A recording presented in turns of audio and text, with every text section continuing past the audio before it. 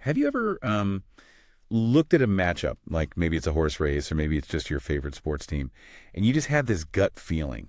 You really fancied them to win. So you place a bet, they actually pull it off, and you feel like an absolute genius. Oh, yeah, it's a great feeling. Right.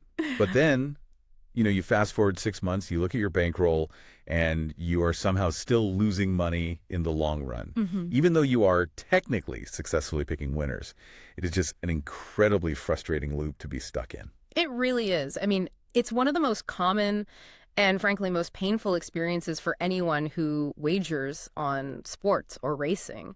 Because what you're experiencing there is the brutal difference between being right about an outcome and being right about a price.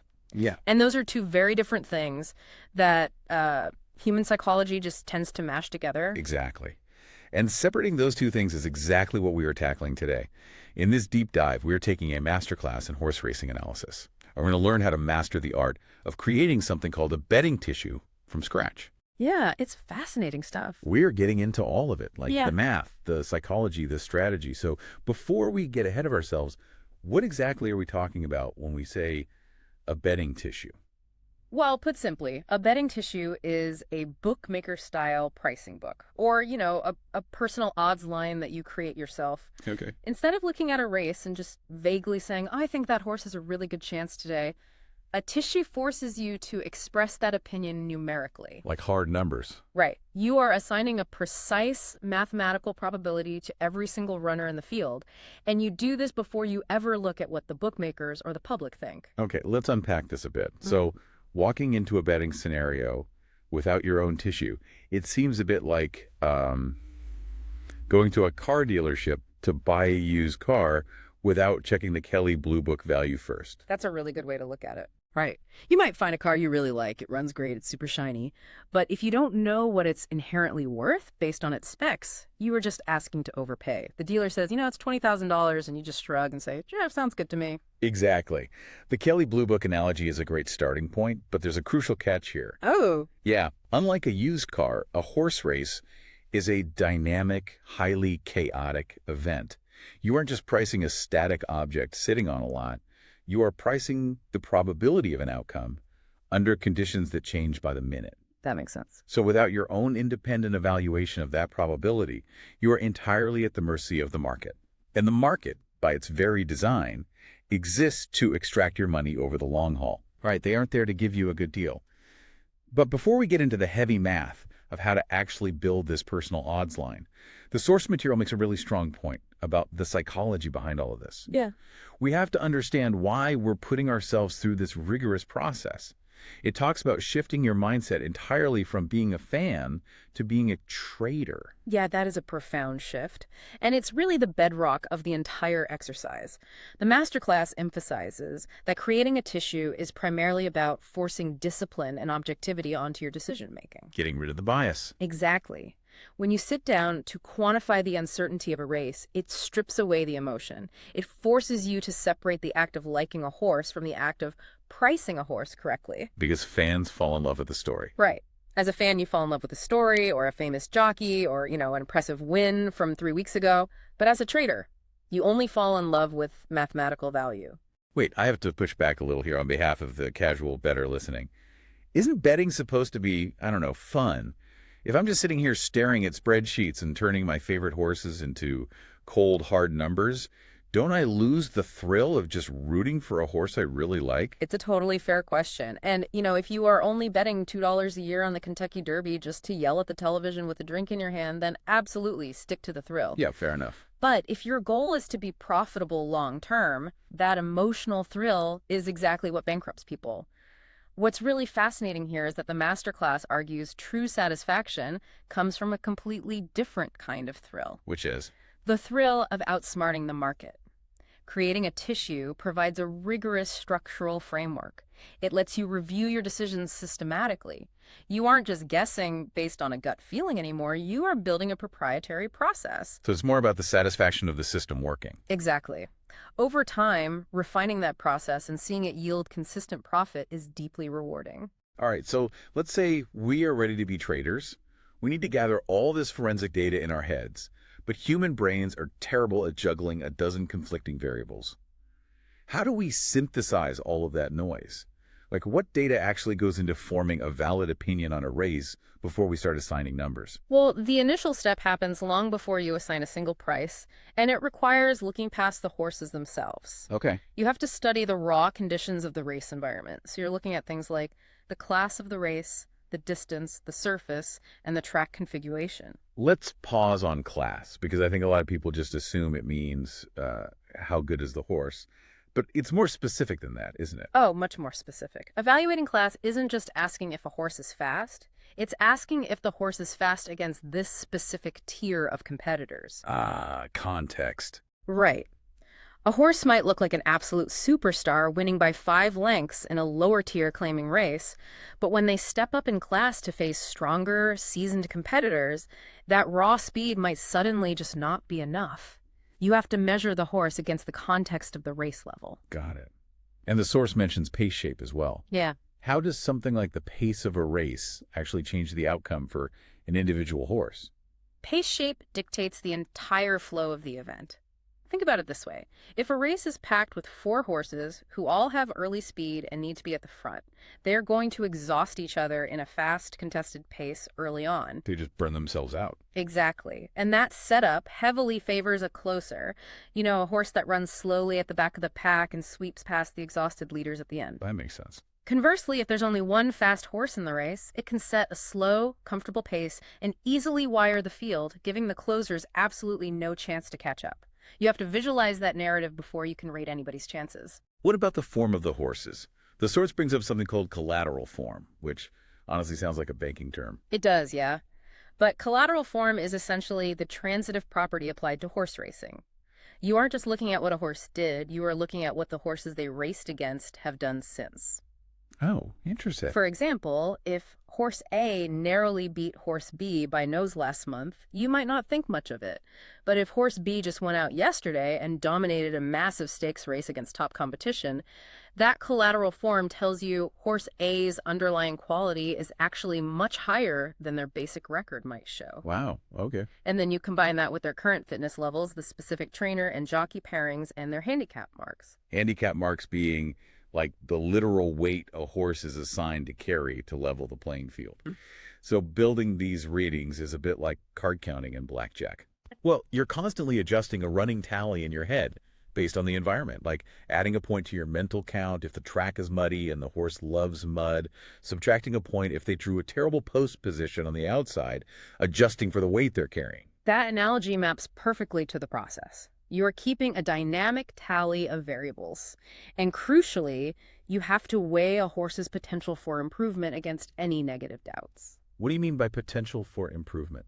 You're constantly asking if this horse is exposed, meaning they have run 30 races, we know exactly how good they are, and they have no hidden upside. Or are they unexposed? Maybe they only run twice, and there's massive potential for them to suddenly improve based on a longer distance or a different surface today. But how on earth do you take all of those abstract qualitative factors, the pace, the transitive property of collateral form, the hidden upside, and turn them into a definitive rating?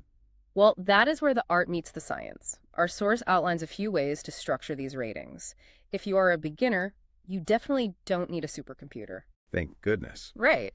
You can build a crude, simple, points-based system based on the factors we just discussed.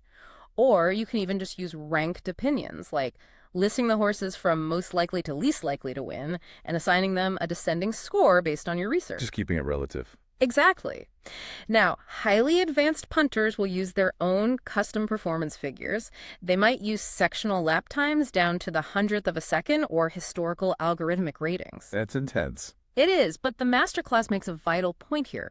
The exact rating method you use can vary based on your skill level. The critical takeaway is that whatever method you employ, it must result in a rational, relative view of each horse's chance compared to the specific others in that specific race. Wait, I need to visualize the math here, because moving from a relative view to actual betting odds is the tricky part for me. Let's say I'm looking at a hyper-simplified race with just 3 horses so we can track the numbers. Okay, let's do it. Let's call them Speedy Sue, Plotting Pete, and Lucky Larry. Now, based on my forensic investigation of the track, the pace, and the collateral form, I've adjusted my running tally. I think Speedy Sue is the best fit for today's conditions, so I give her 5 points. Okay, 5 for Sue. Plotting Pete is decent, but has a bad draw, so I give him 3 points. And Lucky Larry is stepping way up in class and needs a miracle. I give him 2 points. That works perfectly as a baseline. So the mechanical core of building the tissue requires a strict mathematical process to turn those points into percentages. Step 1 is to simply add up the total of all the ratings you just assigned. Okay, so 5 for Sue, plus 3 for Pete, plus 2 for Larry. That equals 10 total points in my race universe. Perfect. Step 2, you divide each individual horse's rating by that total number. And step 3, multiply that result by 100 to get its raw percentage chance of winning the race. I could do that. For Yeah. Speedy Sue, 5 points divided by 10 total points is 0.5. Multiply by 100, that translates to a 50% chance of winning. Plotting Pete is 3 divided by 10, which is 0.3, or a 30% chance. Yeah. And Lucky Larry is 2 divided by 10, which leaves him with a 20% chance. Now notice what happens when you add those percentages together. 50 plus 30 plus 20 equals exactly 100%. Right. This is absolutely critical to the methodology. The Masterclass emphasizes that all runners combined must total exactly 100% in your personal tissue. This represents what is called a fair book with no overround. Wait, I've heard the term overround thrown around by professional bettors. What is the actual mechanism behind that? Overround is essentially the mathematical profit margin that a real bookmaker bakes into their odds to ensure they don't go broke. If you take all the odds offered by a commercial bookmaker on a race and convert them to percentages, they won't add up to 100%. They won't. What do they add up to? They will usually add up to 110 or 120%. That extra 10 to 20% is the house edge. It's the margin that guarantees the bookmaker makes money regardless of which horse actually wins, provided their book is balanced. Ah, I see. But you aren't a bookmaker taking bets. You are a bettor trying to find the truth. So your personal tissue must reflect pure, 100% mathematical reality without any profit margin baked in. That helps clarify things immensely. I am creating my own completely unbiased universe of what the true probability should be before the betting public pollutes it. But percentages aren't odds. When I look at a betting app or a board at the track, I don't see 50%. I see odds. So how do I convert my percentages into the language of the market? That's the final conversion step. To get decimal odds, which are the standard for this type of modeling, you simply take 100 and divide it by your percentage chance. Or equivalently, you take 1 and divide it by the decimal probability. Let's run the final step on my race then. Speedy Sue has a 50% chance. So 100 divided by 50 equals 2.0. Her true decimal odds are 2.0. Correct. Plotting Pete is 30%. 100 divided by 30 gives us 3.33. And Lucky Larry is 20%. 100 divided by 20 gives us 5.0. Congratulations, you have officially built a betting tissue. Fantastic. So I have this personal mathematical book. I have my fair odds, Sue at 2.0, Pete at 3.33, Larry at 5.0. What is the ultimate goal here? Like, what do I actually do with these numbers? You use them to hunt for value. Now that your personal book is complete, you hold it up against the real-world live market. You are looking for discrepancies. Okay. If your fair odds are shorter, meaning a mathematically lower number than the live market odds, you have found value. If your fair odds are bigger than the market, the horse is too short to back, and you stay far away. Let me go back to my Kelly Blue Book analogy, but let's say it's a TV instead of a car. I do my research, I look at the screen resolution, the refresh rate, and I calculate this specific TV is fundamentally worth $500. Right. If I walk into the store and the price tag says $300, I buy it immediately. That's a massive value discrepancy. But if they want $800, I walk away. It doesn't matter if it's the most beautiful TV in the store. Mathematically, it's just a terrible deal. That captures the mentality of a value bettor perfectly. But to take that further, it highlights a highly counterintuitive truth in our source material.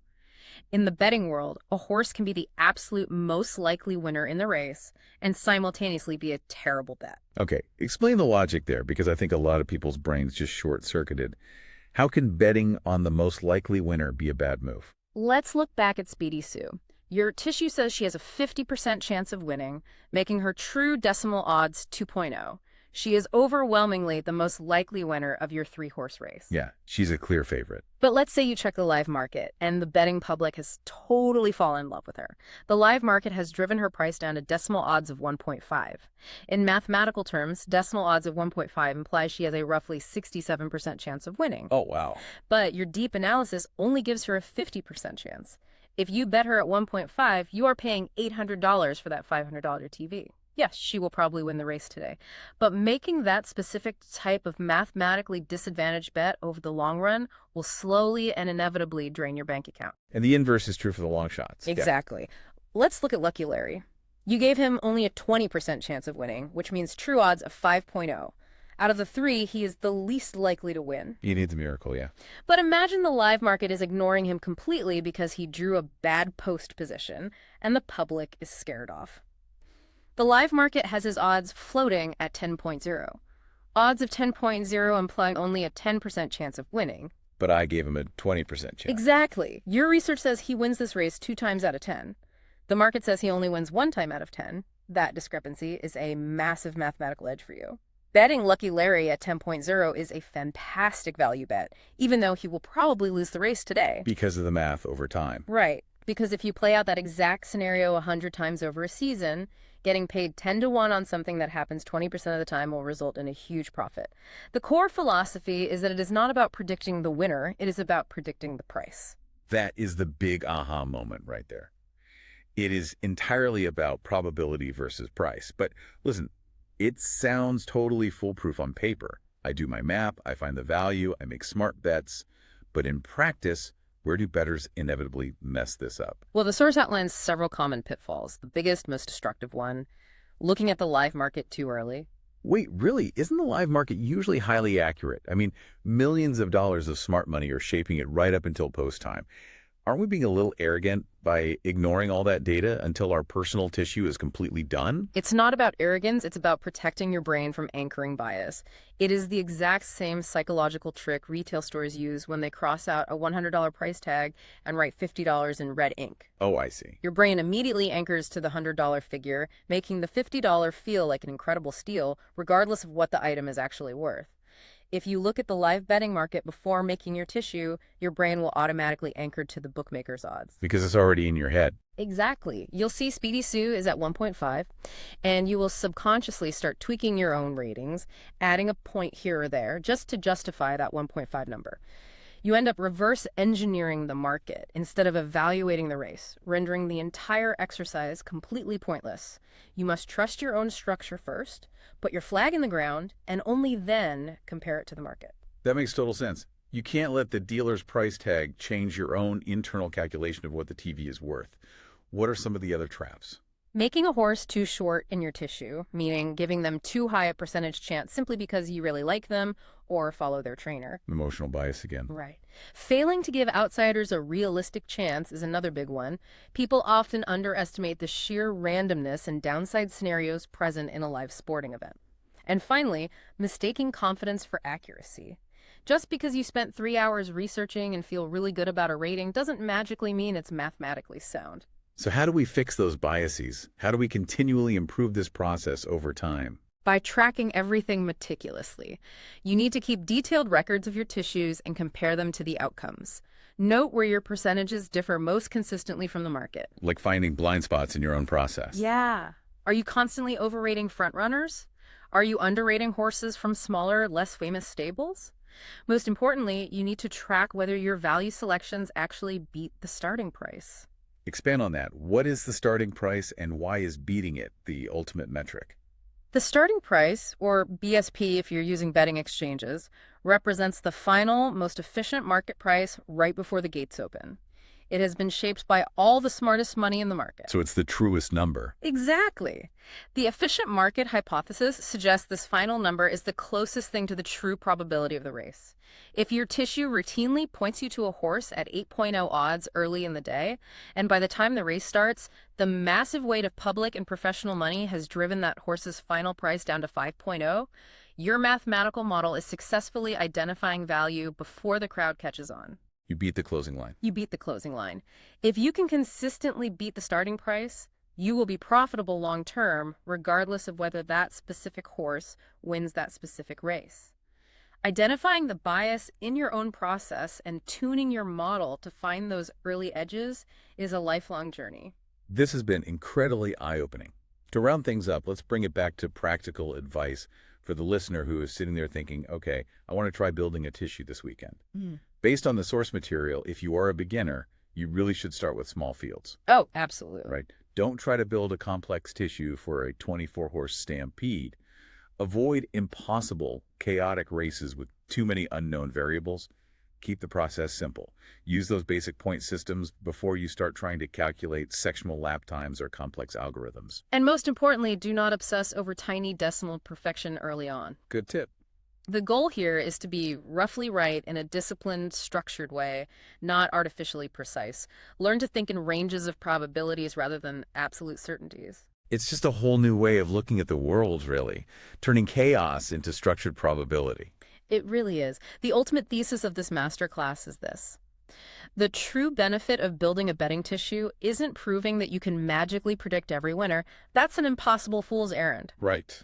The real benefit is training yourself to honestly measure chance, compare that chance to reality, and strike only when the math is firmly in your favor. It improves emotional control, it creates structure, and it forces you to understand the mechanics of value. It's simply one of the best habits any serious bettor can develop.